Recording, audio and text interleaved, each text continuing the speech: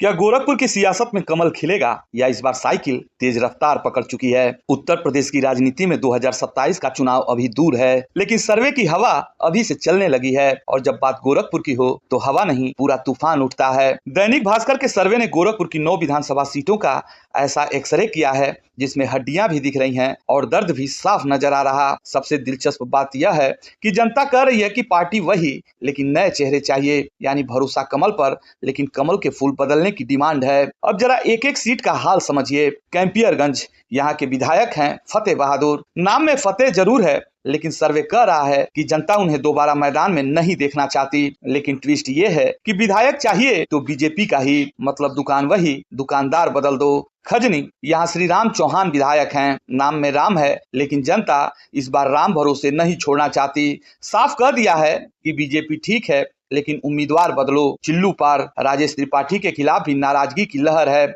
यहाँ हालात कुछ ऐसे हैं जैसे रिपोर्ट कार्ड में पास तो हो गए लेकिन घर वाले खुश नहीं हैं। चौरी चौरा, इतिहास गवाह है, यह जगह विद्रोह की रही है और इस बार जनता ने भी विद्रोह का संकेत दे दिया है।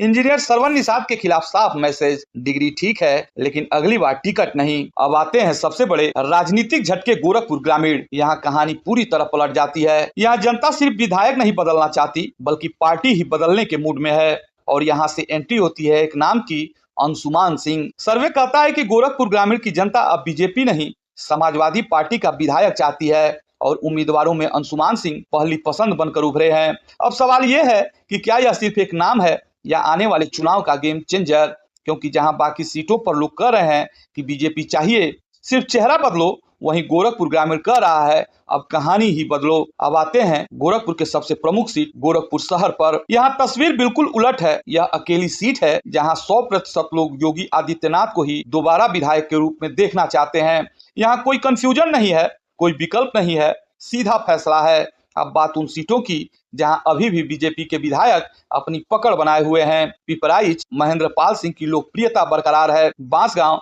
विमलेश पासवान पर जनता का भरोसा कायम है। सहजनवा, प्रदीप शुक्ला भी अपनी साख बचाने में सफल रहे हैं। यानी कुल मिलाकर 9 में से 4 सीटें ऐसी हैं जहां सब कुछ ठीक ठाक चल रहा है, लेकिन 5 सीटों पर जनता का मूड साफ है। रिश्ता रहेगा लेकिन चेहरा बदलेगा।